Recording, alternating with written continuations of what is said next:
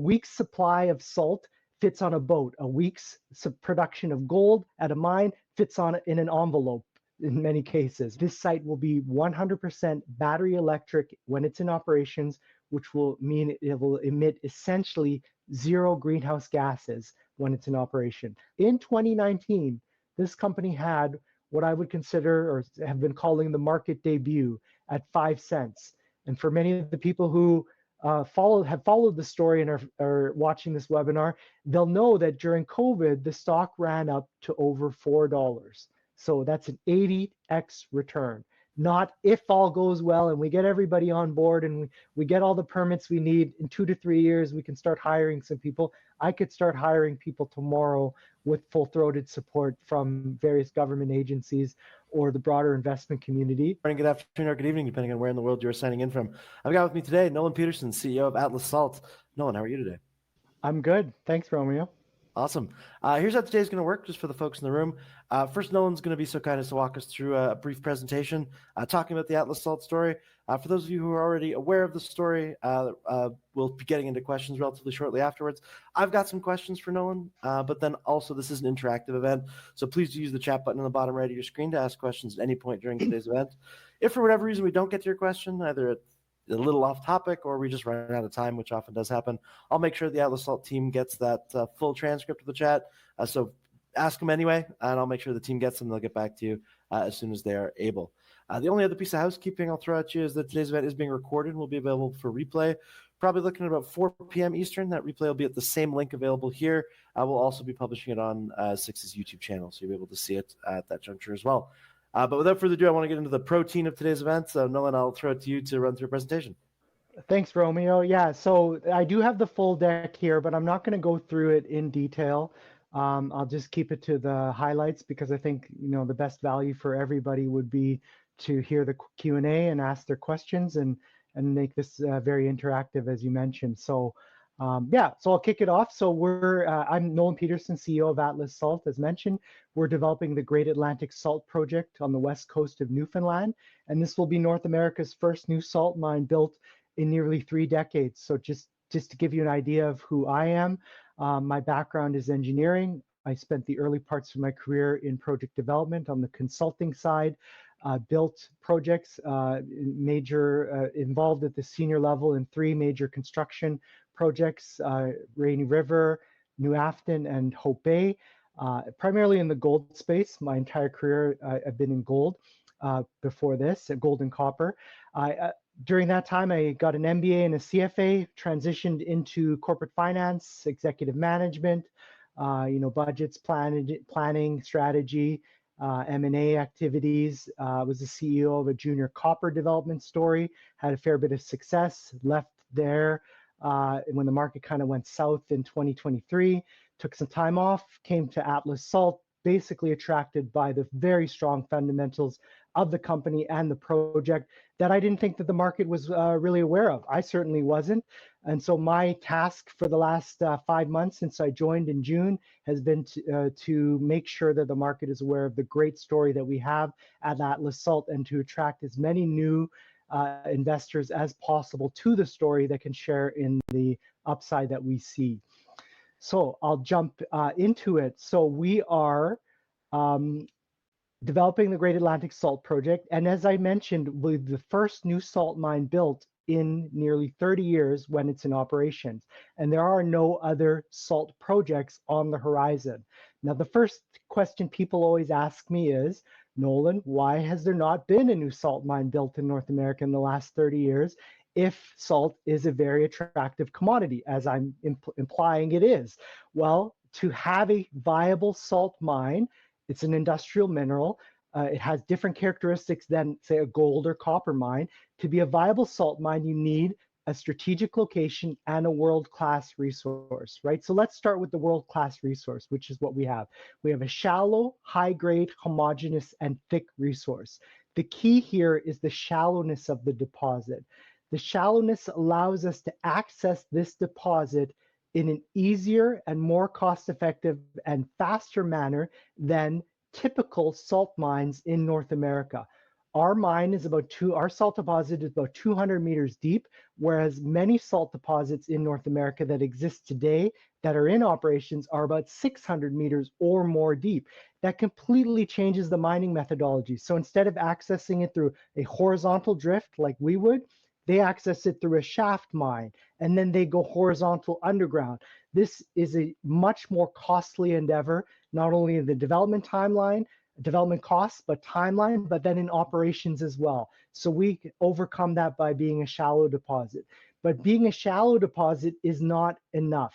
You need to have a good location, right? You're moving a large scale bulk product at relatively low margins compared to other products. A week's supply of salt fits on a boat. A week's production of gold at a mine fits in an envelope in many cases, right? So that's the contrast there. So what we have, and this is what also makes this mine viable, is proximity to an existing deep water port on the west coast of Newfoundland that is in operations today and that has the capability to move 50,000 ton Panamax vessels, boats filled with salt, into our key markets.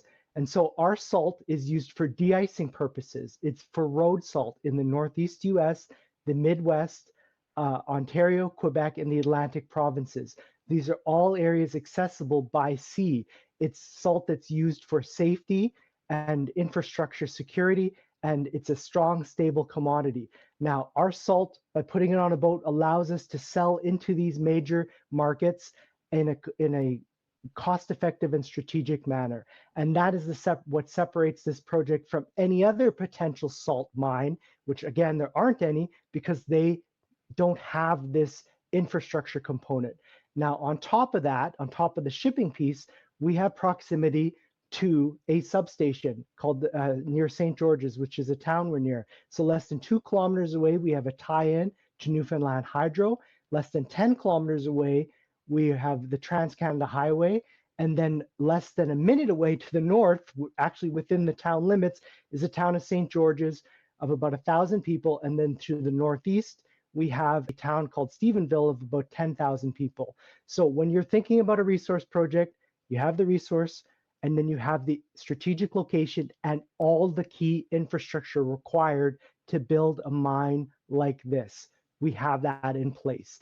And while I will also point out is that because we're tied into Newfoundland Hydro, this site will be 100% battery electric when it's in operations, which will mean it will emit essentially 0 greenhouse gases when it's in operation, less than 4 Newfoundland households when we're in production. So going back to the main slide, we have the strategic location and we have the world-class resource. The next step is a feasibility study. That has been completed. We have 2 feasibility studies on this project. A first one that was produced in 2023 and an updated one, which we published a month and a half ago, that increased production and economics by about 60%.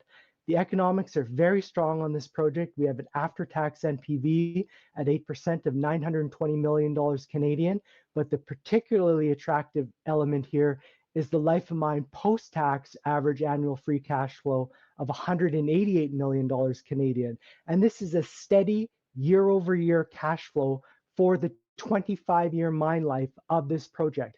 In contrast to other resource projects that are targeting a first 5 years or a first 10 years and hoping that they hit a high price commodity window, we don't need to worry about that. We have this steady cash flow year over year. It attracts investors who have a long time horizon, in addition to shorter time horizon who want to see the uptick as the project gets to the value where it should be in the market. But when it's in production, they're looking at a dividend, a cash flow payout, and that's what we offer here.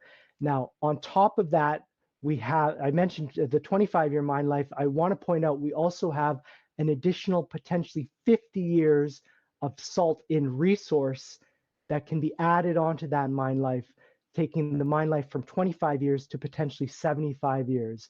Now, this is the nature of salt deposits. Once you build them, you get over that initial hurdle of construction. They are in operation for a very long time and produce cash flow for a very long time as well. Now, on top of all of this work that's been done, we have an environmental assessment completed as well. I can't tell you how many projects on the resource sector are stymied or stuck in the EA phase. They're trying to appease stakeholders. They're waiting for the governments to go through their bureaucratic processes. All of that is behind us. It took 2 months to release this project from EA, and it's complete. All stakeholder management, all Indigenous relations, all of that is settled and done, fully supportive in the region. And on top of that, we have already received permits from this EA, including early works permits, which will allow us to start construction immediately on some of the key activities we need to develop this asset. And we just completed a raise about a month ago now, a little over a month ago, $9 million that will allow us to start to act on those early works permits and put this mine into the construction phase and development phase, which is very exciting for the project. That's the high level view. I'll talk a bit about the market because this really underpins why this is also a very attractive project. So salt is a global commodity. It's used in many different purposes beyond de-icing, which is what our application is, as I mentioned. But we've chosen de-icing because it's a strong, stable commodity, and it's very conservative. When you're putting together a feasibility study, you want to be conservative. You don't want to be saying we're going to be competitive in 6 different markets at 6 different prices and having to explain the basis for that analysis. We chose one market with the lowest margins and the bulkiest tonnages that we sell into. And we can see here that the North American salt market is a robust market. It's about 30 to 36 million tons per year of production of demand, and we would produce at full production from our updated feasibility study 4 million tons per year. So we're not trying to corner the market or anything here. We just want to be a market participant here. Now, what people aren't fully aware of and don't understand, they don't really give salt much thought, I would imagine, is that we do not make enough salt in North America to satisfy our demand, not just for de-icing salt, but for all salt usages on the continent in general. Right now, we import a significant amount of salt from Chile and Egypt primarily, but other foreign countries, but primarily Chile and Egypt, where cost of production is low, very low, in many cases essentially zero, but balanced by the cost of shipping, which is a barrier that can never be removed, right? It's always going to be there. It's always independent of how low they can get production costs. And in any type of uncertainty or disruptions to global trade can put our salt supply in a precarious position. North American salt, as I mentioned, cannot keep up with production or demand. Sorry, there hasn't been enough new mines built because it's too hard to find good deposits, too costly to develop them, and they're not in the right location, which is what we offer.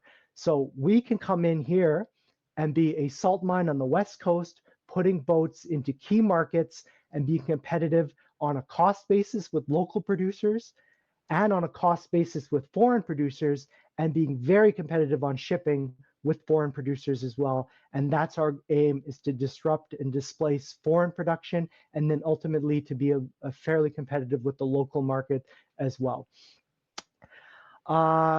I want to jump ahead here. Again, don't want to skip over or talk about in detail. There's plenty of time for questions. I want to leave plenty of time for questions. So yeah, here's some key ultimate results of the updated feasibility study. And this is where the story becomes very intriguing by looking at proxy companies and proxy valuations and precedent transactions. Our EBITDA, or pre-tax operating cash flow, is $325 million in our updated feasibility study. And our average annual post-tax cash flow is $188 million. First of all, our market cap today is about $70 million Canadian. So, when your free cash flow is twice what your current market cap is, that's a pretty good sign. Second thing is, there's one publicly traded salt company in North America. It's called Compass Minerals, CMP, trades on the New York Stock Exchange and has an enterprise value, market cap plus debt, of about $2.5 billion Canadian when you convert it. And they own Goderich, which is the largest underground salt mine in the world in Goderich, Ontario. Our salt production is smaller than theirs. How about half of would be about actually 40 to 50% of theirs of the company. But looking at our EBITDA and free cash flow, both of these numbers would be superior to the entirety of Compass Minerals if we were in operations today. And they're a $2.5 billion Canadian enterprise value company. That's one thing. In 2022, a company called Stone Canyon, a private equity group, consolidated a large portion of the North American salt industry. It's a private company. In the private markets, they executed a transaction and they purchased the salt producing assets of K&S, a German conglomerate in the Americas, for $3.2 billion US. And they paid 13x EBITDA. 13x EBITDA. In a normal transaction, in the gold or silver space or other resource sector, you might be lucky to get 6 to 8, but 13 is unheard of. And you can do the math on our $300 million EBITDA and 13 times that.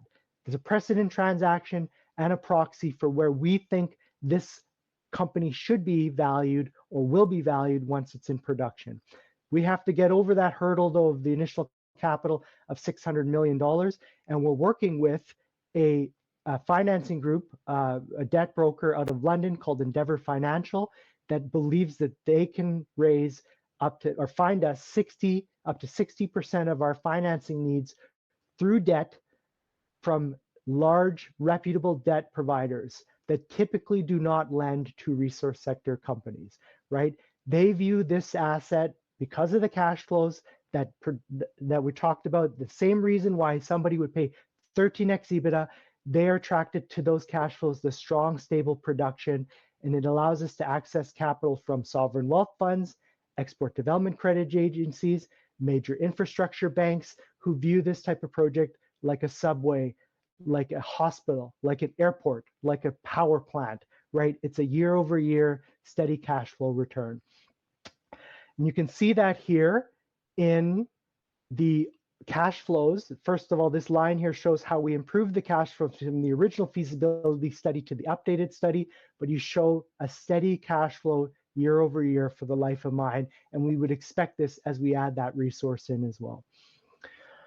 On this slide, I want to show you, in contrast to typical resource sector companies, you oftentimes hear about the challenges that they have on water, on tailings, on siting. They need a large space. We have a nice tight footprint here. We mine all of our product underground. All of the processing is done underground. It's put onto a conveyor to a transfer and then taken to our port. The entire conveyor run, no trucks running product on the surface, is about 5 kilometers from underground to the port. What you'll also notice here is no open pit, no tailing storage facility, no giant waste rock piles, no cyanide usage, no heap leach pads, no sulfuric acid, no drilling and blasting.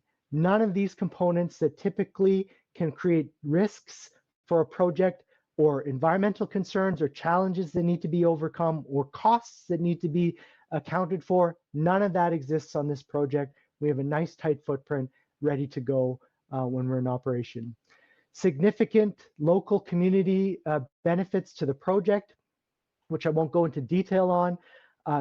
Verification of the low greenhouse gas emissions of the project. I want to talk about strategic agreements, which we have in place, including an MOU with Scottwood Industries, which is the largest distributor of packaged retail de-icing salt in the US. Their major clients are Home Depot and Walmart.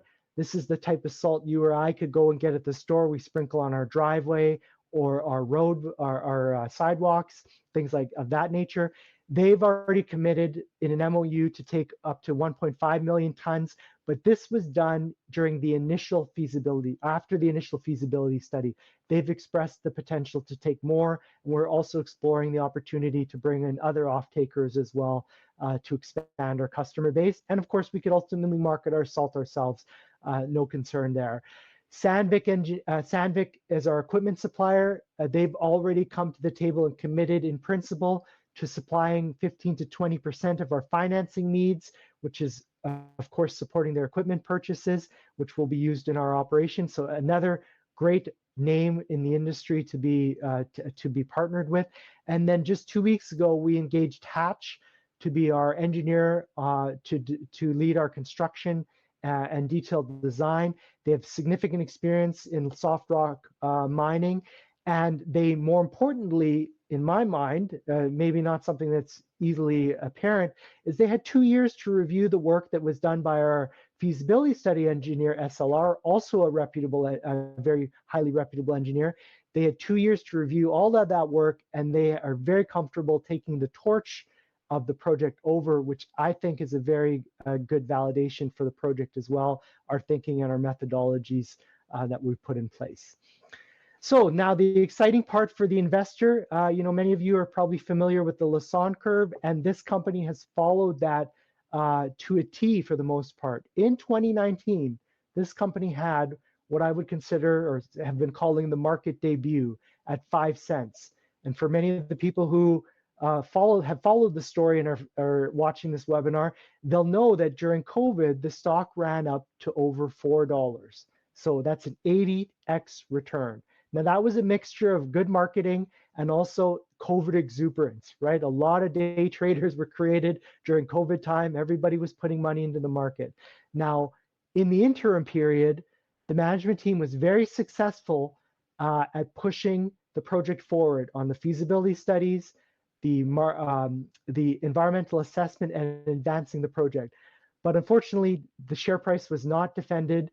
There was not enough work done in the marketing side of the story, and that's where I've come in now. Obviously, on the development side, I have the ability to push this project forward, but I have significant experience managing and running public companies, understand the need to do interviews and webinars, to build our relationships with the banking communities, which allow us to raise money in the future, which allowed us to raise money just recently with teaming up with Raymond James and Ventum to put money into the company.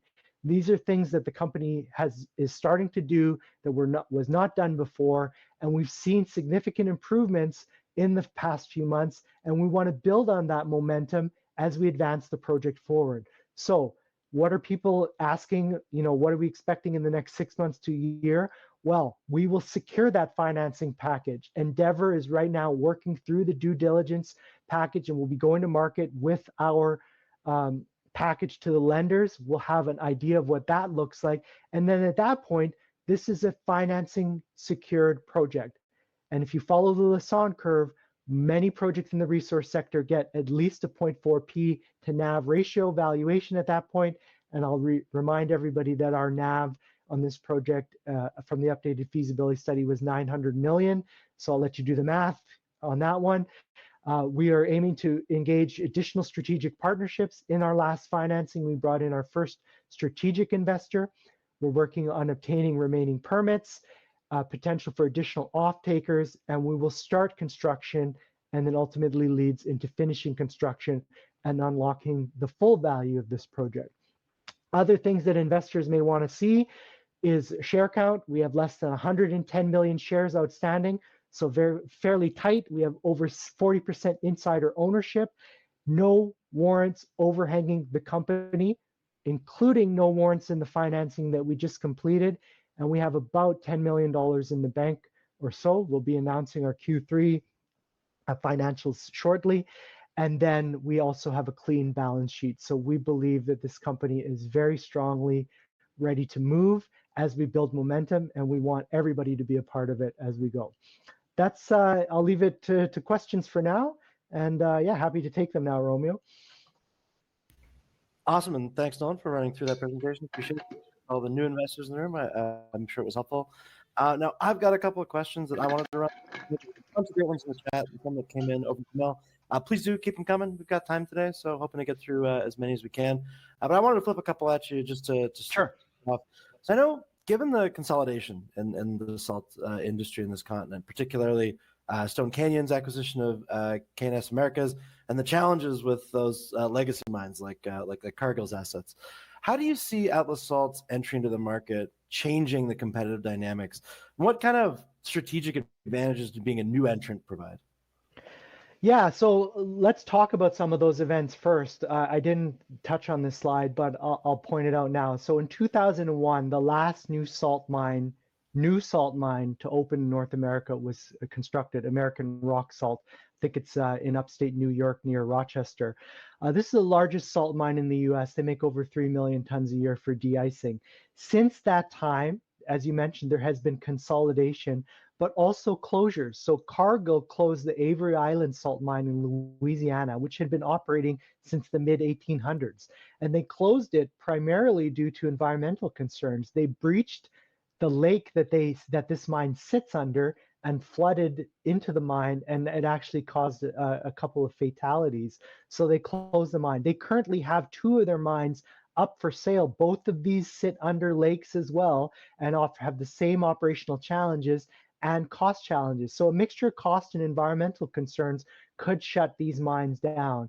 That would take additional supply out of the market in a market where demand is growing and where supply is not growing to keep up with it. We have to supplement. And as we buy more and more foreign salt, the cost of shipping becomes higher. The cost, it just becomes a market where the cost is going to rise tremendously, and that we can come in and benefit from that. So we see an opportunity here. We're not going to be tremendously disruptive to the industry, but I believe, by the time we're at full production, once we've ramped up, which will be in about 8 to 9 years, that we will be slotting in very nicely into a market where a number of mines have shut down, where demand is steadily increased, and where foreign production is limited by shipping as it is today. So yeah, that's where we view the competitive environment. And I will also want to point out that it's not just me going out there and looking into the market. The salt market is highly complicated and very complex. So, we have engaged a number of market research firms who know the market much better than we do, although we're quickly learning. And we've talked to a lot of the offtake suppliers and partners like Scottwood Industries and other players to understand it. And that is what has informed us into our understanding of the market and the prices that are used in our feasibility study. So I want to give people that assurance there that, it's not just Nolan saying that he can make this much money based on selling salt. All of the market understanding is verified and compiled from independent third-party sources. Great. No, I appreciate that very much. Yeah. One thing I wanted to know just a bit more of your perspective on. So you got that MOU with Scottwood Industries for the Yes. 1.25 to 1.5 million tons per year. Your nameplate capacity is that 4 million tons per year. So can you walk us through the strategy for securing offtake agreements to the remaining capacity? And one thing I'm just curious about is, are you seeing kind of an increased interest from buyers looking to diversify away from imports? Yeah, so I would say, just point out, remember, we did the initial feasibility study, and then the MOU with Scottwood was signed, and this was purposely limited. The tonnages here were purposely limited by the company, by Atlas, the previous management team, because they felt that the company might want to market some salt ourselves. So we retained some of that supply. That is not to say that Scottwood and us are not potentially looking at expanding that number to be closer to the full production that you just mentioned, 4 million tons. Again, we're in discussions. We're always in discussions. To your broader question, not only with Scottwood, but many other off-takers and distributors who've come to us. And in many cases, intermediaries as well have come to us. So not just the final distributor, but maybe the intermediary, like the shipping companies or transportation networks, who see an opportunity to upstream integrate or downstream we would be downstream integrating. So the types of discussions are always happening right now. Again, I've only been on the job for the last 5 months. We've had a strategic pivot to be more open to all these different concepts, right? As we focus on what we're good at, which is mine development, and then we can partner and work with groups who are good at what they do, which is distribution and bringing that salt to market. Sorry, I'm not sure I answered the full extent of your question. Can you remind me of it if I didn't? The piece that you might want to touch into is if you're seeing increased interest Oh, from yeah. buyers looking to diversify. Absolutely, yeah. So the key thing that people always say to me is on paper, Egyptian salt or Chilean or foreign salt, it looks good, right? The price looks attractive. I will be clear, our salt will actually be cheaper all in than Egyptian salt, first of all, which is surprising. I know many people think that their salt would be cheaper just because foreign production is cheaper. But outside of that, it's unreliable, right? You don't know who, I've had supplier or offtake buyers tell me this. You don't know who you're dealing with. You're not guaranteed the quality that you purchased, right? Because they can sell you, they can say they're going to deliver this and you never know what it's going to get. You will send a boat there and you don't know if that boat is going to be sitting in the port waiting for the next boat to load or the last boat to load, incurring costs. You don't know how long it will take for that boat to load.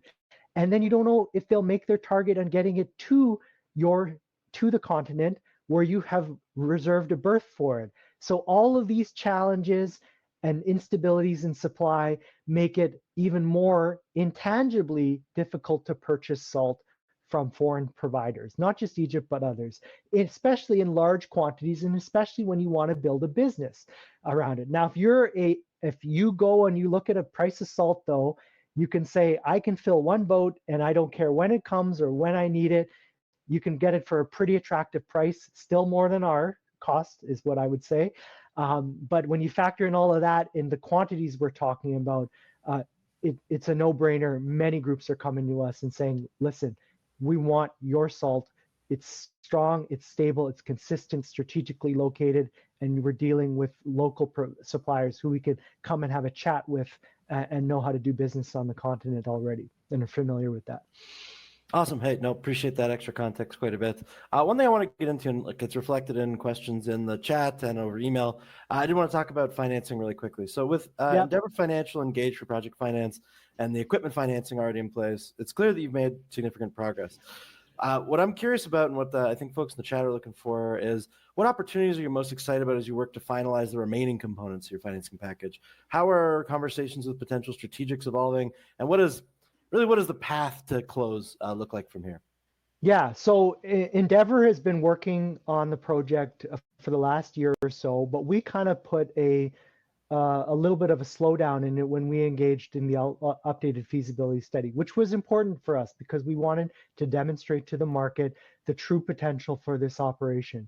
But what that also means is that debt lenders who look at the project are saying, make sure you get your full package, tell us exactly what you're going to do, and no changes expected after that. And we said, okay, after the updated feasibility study, this is what the project's going to look like. So we've just completed that recently, relatively recently on a debt lender scale. And Endeavor has also worked on with other due diligence partners, including the marketability of our salt, the engineering, and the environmental and permitting angles, as well as the economics to put together a financing package, like marketing package that will go to the lenders. So I'm very excited to start those discussions in the coming months, in the early new year, to start to say who's interested, what is it going to look like, what can we put together. I'm also excited, as I mentioned, to start working with the equity side of the community, so the investment banks who have previously not been engaged on this project, have not been interested, or their interest has not been stoked by the company, and that is starting now as well, right? We're coming with a project which is ready to go, right? We just need their assistance in raising funding for it. We've done a lot of the legwork, and they get excited about that as well because, of course, they see the opportunity to make money just as we do. So I'm excited about those discussions building and heating all the time, and I'm very excited about strategic partners and potential strategic partners who come to us and say, we've been following your story for the last 2 to 3 years, and you, Nolan, bring a breath of fresh air to the company. And we've seen, like the work that you're doing, you're building the momentum necessary. You're demonstrating that you can raise money for this project. And then more importantly, you can put shovels in the ground. They're starting to come out and say, before, there's no point in discussing because, Are we convinced that the project is going to advance? Not necessarily, but now they are starting to see that, as all investors should, as I saw when I joined the company. And yeah, all of these things are very exciting. It's just a lot of positive, upbeat environment in the company that's surrounding it as we go back into the market and build that support necessary. Awesome. Now, I know the project draws pretty heavily on the proven design from Irish Salt Mining's Kilroot Mine. What specific operational lessons or design modifications from that operation have been most valuable in de-risking Great Atlantic? Are there any aspects where you're innovating beyond that reference case, or is it really a kind of blueprint as much as possible?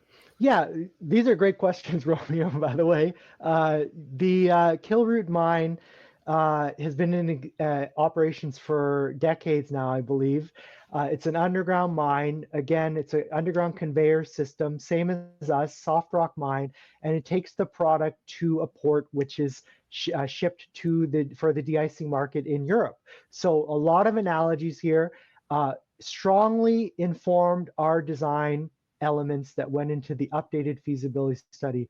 A lot of the engineering that went into the updated feasibility study on ground support and the structure for our underground conveyor system, the drift accesses, was incorporated thinking, incorporated thinking from the Kilroot mine, and we included engineers in our study who did design work for the mine, and we also visited the mine. Not me, but my senior engineers who worked on the updated feasibility study, and all of our engineering for the last 2 years visited the site as well. So yeah, it's a kind of a sister/cousin mine that we draw a lot of inspiration from, and all of this, more importantly for the investor, is the understanding that incorporating this thinking has significantly de-risked the mine that we put forward in our updated feasibility study.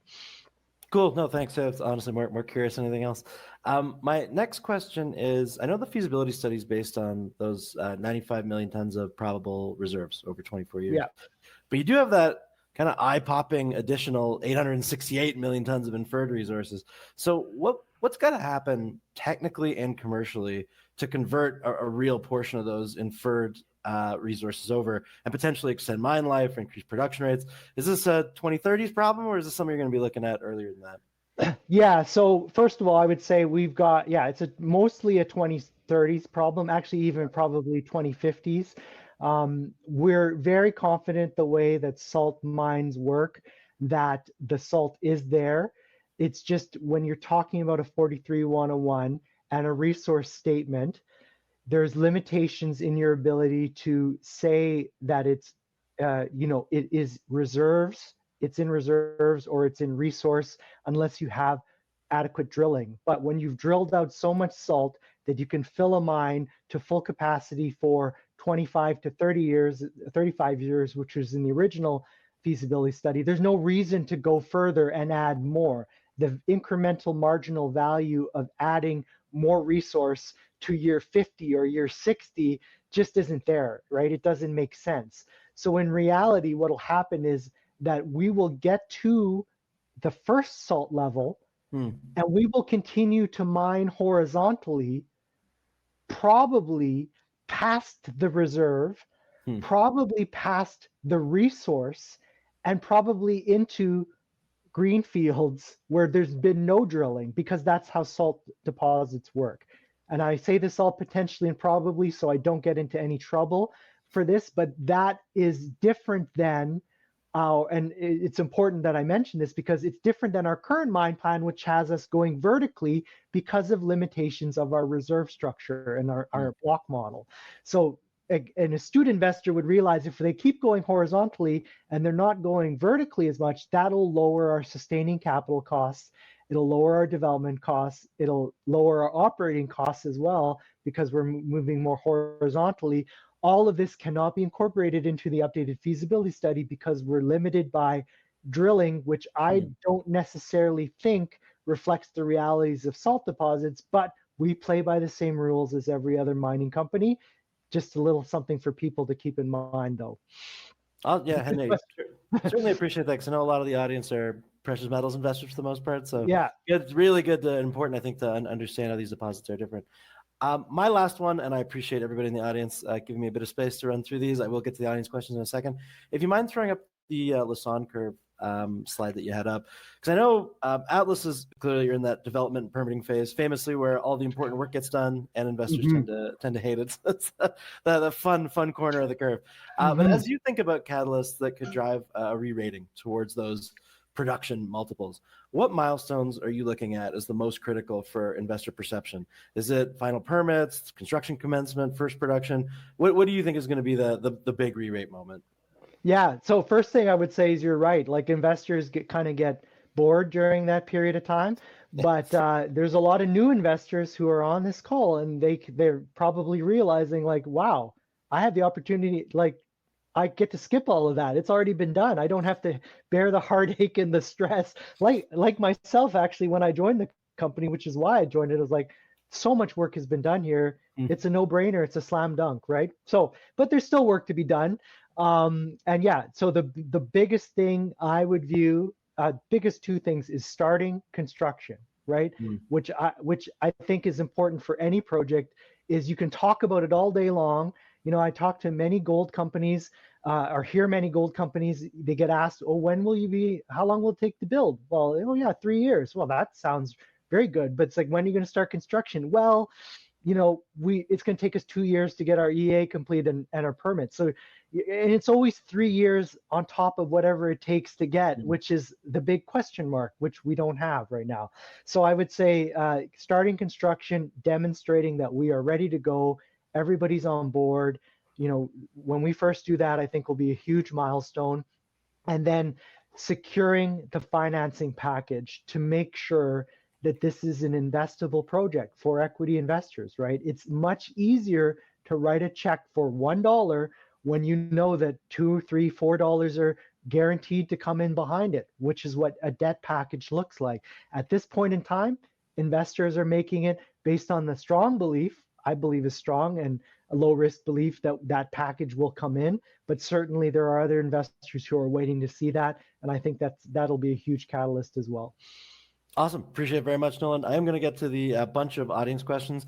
There were a couple that came in advance over email, so I will tackle those first, and then I'll get right into the chat. One person asked, are we in a position now to start early works and ordering long lead items from a cash perspective? That's right. Yeah. So the money that we raised recently was budgeted. A large component of that was budgeted to start a lot of the activities that will, including long lead purchases of equipment, some equipment, and not all of it. Excuse me, primarily related to electrical, getting electrical access to the site, that maintain our schedule as much as possible as we secure. Excuse me, sorry. As we secure the larger financing package. So yes, we will be starting that, and we will also be starting earthworks and site prep work, which is of course, you know, it's all part of the critical path. You can't start doing your drift development till you have a site ready to start that activity. So all of that, a lot of that, all of it was included in the updated or in our financing that was just done. Awesome. One, we've already touched on it, but good to reiterate, I think, is that are there any more regulatory, government, environment, or other approvals needed for development to commence? Yeah, so there are permits that we need to, part of the process is you get your environmental assessment, and it lists out all the permits that you need to receive and any conditions you need to receive those permits, right? And so that is what we work through, and you need to get those permits, you need the detailed design, and that all comes in advance of construction and during construction. So those are technically required, but I want to point out that 90 to 95% of the work or the risk is in the EA. Getting that on board is now, we're just dealing with the permits, and it's say, here's our design. We followed everything you said we need to do. And then they say, yep, you followed everything you said we need to do. Check mark, you're good to go. And I want to emphasize that by showing these are all the permits that we already have included, you know, environmental assessment, early works, environmental protection plan, waste management. Anyone who follows the resource sector is very familiar with a lot of these. Water management plan, all of these have been approved already. There are still other permits that need to come, but very low risk of not getting them at this point. That's just the reality of it. Great. Hey, no, appreciate that. And yes, I've seen something like this list in many decks before, but it's good to see Yeah, approved at and the a top. lot of them have dates 2 years out, right? Yeah, yeah. It's good to Always see 2 years check out. Yeah, I've seen some that are 2 years out for quite some time. So Yeah. I'm jumping into the chat here. There's one great question from Raziel that I think I ask every executive at some point on some webinar. What are the implications of U.S. tariffs on this project? There are no implications right now. There are no tariffs that we are aware of on US-based tariffs. Ultimately, it would be even we hear about tariffs that it's ultimately just a tax on Americans. They're going to pay a higher price, and that's the case. There's just not enough supply in the United States or Canada, and certainly not in the US without Canada supplementing them of local salt, of local production of salt. So if they were to put a tariff on, they would just have to bear a much higher price. And I don't think that the cities and states and municipalities who are the primary purchasers would be comfortable with that. They might be able to submit more pressure in a more concentrated manner than individual consumers would, right? And so that's why I think maybe there are no tariffs at the moment. And also, I would say that by the time we're in production, which is 2030, there will be government changes expected. Trump can't be in power according to the Constitution past 2028. There's a joke there as well, but I won't touch on it. But all indications are that there's probably no expectation that any tariffs would be past that, but who knows, right? At that point. Yeah, no. I'm being very sensitive. I don't want anyone, Trump, to be, hey, Atlas Salt says I'm not going to tariff salt. I'm going to tariff salt now. Like, no, I don't want to bring that smoke, right? So I usually call that the Trump question because there's always one that sneaks into these. As a kind of sideways kind of addition to that question, and I know you've already said, look, there's just not enough supply already in the USA and Canada for what's available. But Raziel from the chat asks, is there a viable market outside of the USA and Canada, for example, Mexico or Europe? Probably not Mexico. They would be a net producer of salt right now. They do supply some salt into the US, not for de-icing purposes, but for specialized salt. They also supply a lot of like high purity salt to China. So that's where the margins on high purity, and you need that specialization there. Europe is a potential market. So there has been an off-taker. You asked earlier about strategic partners or off-takers who've reached out to us. There is an off-taker who reached out to us from Europe. I've mentioned them before, called Maxi Salt. They have expressed interest to purchase some salt and move it into Western Europe. And more importantly, I mentioned this because this is not a market that was ever contemplated by the company before. We always felt that, probably moving salt to Europe was not cost effective, but they've come and expressed interest there. So yeah, there is the potential there, and it demonstrates that there is further markets for our salt than what we've already talked about. And also we believe there's further markets outside of de-icing in North America. But again, for us to put that into a feasibility study takes more work than it's worth at this point in time, and opens us up to more questions than we want to answer at this point. So, but it's something that people can keep in mind as other potential upside into selling into higher margin markets. Perfect, thanks. And just for folks in the room, we only got 10 minutes left, and there's a lot of questions. Really appreciate everybody's participation. Anything I don't get to, I promise I'm going to send to the Atlas Salt team, and they'll be able to get back to you. But I'm going to run through as many as I can in these sneaking through these last 10 minutes. One is, if possible, can you comment on the strategic partner that participated in the life offering and how much they own of the company right now? Yeah, so that's all confidential and anonymous at the request of the participating company, as any investor has the right to their privacy when they invest until they become an insider. They are a company that has been following Atlas Salt for a long time. They were starting to see that real progress is being made. They like the management direction that the company is taking. And they saw, when we opened up the financing, they saw the opportunity to take an initial position. They are an active participant in the salt market in North America. I won't say on what side of the fence or component they are, but they have a vested interest and desire in seeing the project built. And they potentially view the project strategically going forward as well. And they, at this point, I would say that they are establishing an initial position and looking to see what they will do to expand that in the future. Great, appreciate that. And we're very, very happy to have them in the register now. Oh, awesome. Next one, I'm going to be combining a couple of questions. So if you feel like I didn't get to your question, it may be because I'm trying to combine them into one just to save time. But basically, a couple people are curious where you think the current gap is with the recently depressed share price over the last couple of months, and where the project's at de-risking wise. I think, yeah, it's always a good question. Ultimately, the market does mysterious things, and it's hard for me, right? If I knew the answer, I would be, for not just my company but others, would be much more actively trading. I would look at the market and say that I wouldn't be actively trading salt as an insider. I just want to be clear on that before someone misinterprets it. But the market had a big run up in August, September, early October, not just our market, but gold, right? There's exuberance in the market, starting to get interest rate cuts. Economic news was starting to look okay. I would say in the last couple months or last month or so, the gold market generally, the TSX Venture gold market has been weaker. Mm-hmm. For good or bad, we get caught up, we love it when we get caught up in the exuberance, pulls us up. You have to take your licks when it goes down by the same token, right? So I think there's a bit of that. I think there's always market uncertainty, and then you get into year end, and there's all sorts of trading that tax loss selling, people who are locking in gains from earlier in the year.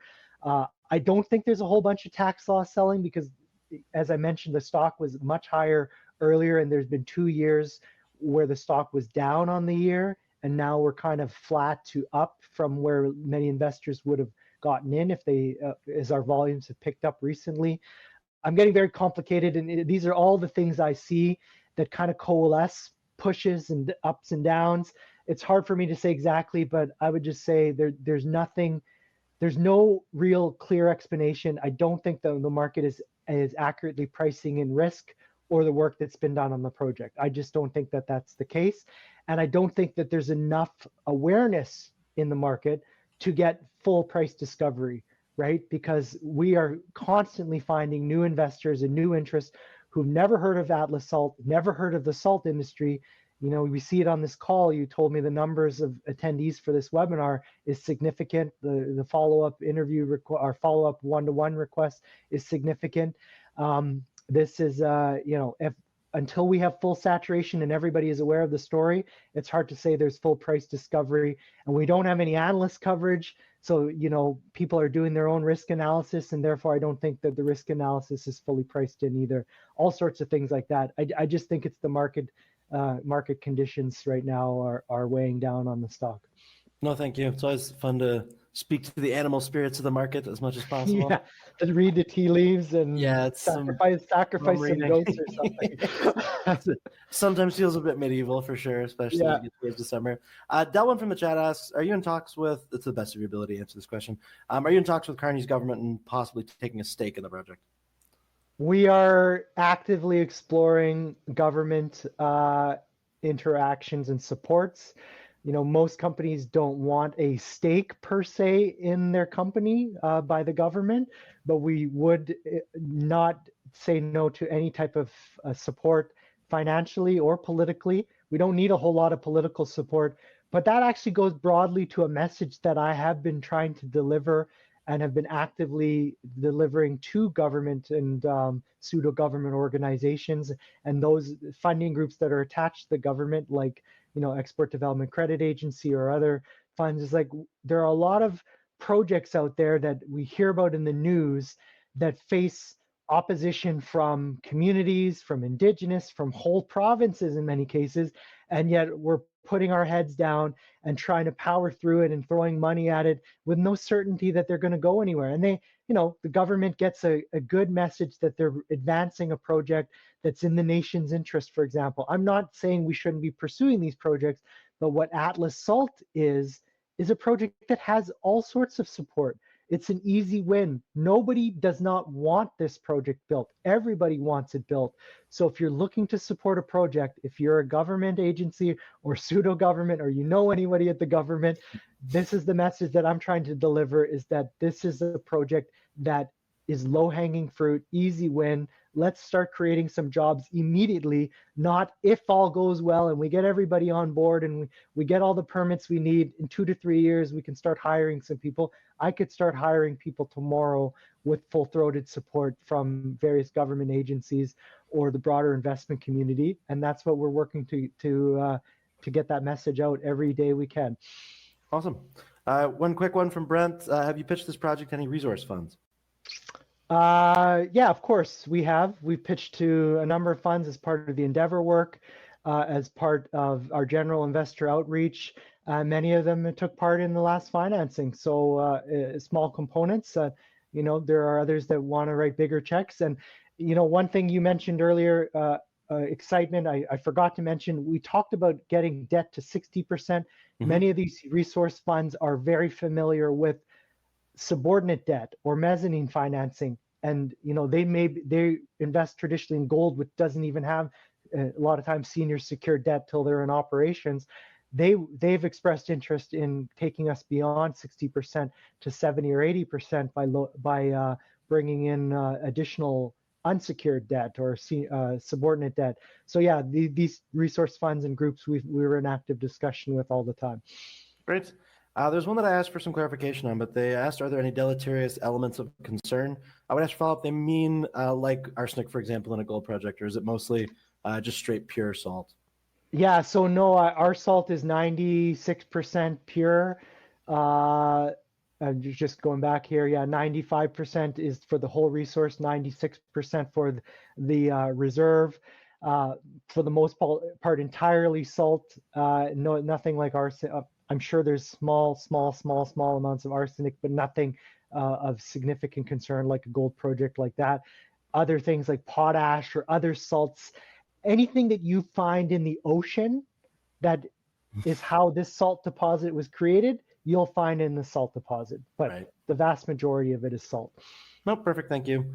One quick one from Tony. Can you speak about salt holdings in Triple Point? The other half of this question would take too long, so I'll email it to you. But curious of your perspective on salt holdings in Triple Point.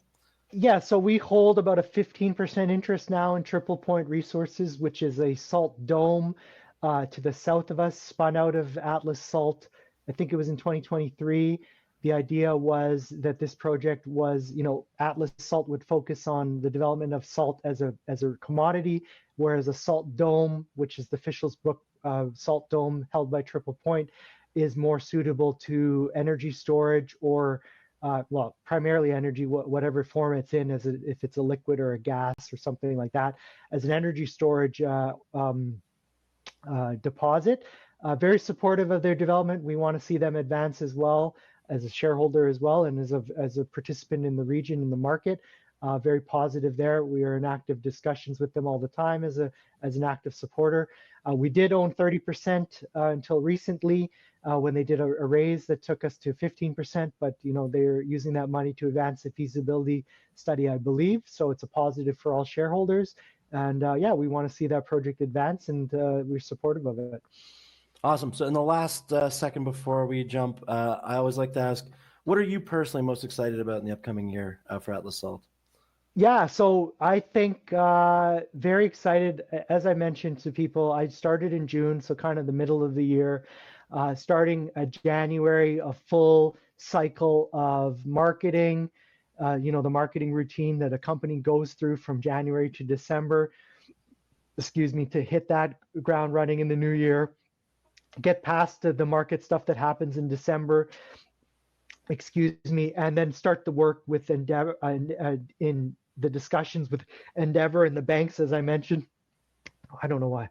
And then starting construction. There's just so much stuff that's really going to happen in the next few months that I'm really looking forward to really getting into, keeping myself even busier than I already am, and the team is. And I know we're all excited as well with the raise that we just did that allows us to do all of this. So yeah, it's a great time for investors to get on board, and that's also exciting as well to talk to new investors and tell them about the great work and the great project we have here is always evergreen for me. Awesome. Hey, Nolan, thank you so much for both the presentation and letting me in the audience grill you for a good 40 minutes. Not everybody's up for that, so really, really appreciate it. I know big audience in the room today. I know I didn't get to every question. I tried to get to as many as I could. I'm going to send the ones left over to the team so they can get back to you. But thank you all for joining, taking an hour out of your day. As always, appreciate it very much. Nolan, looking forward to chatting soon. Thank you. Thanks, Romeo. Thanks, everybody. Enjoy the rest of your days. Cheers, everyone.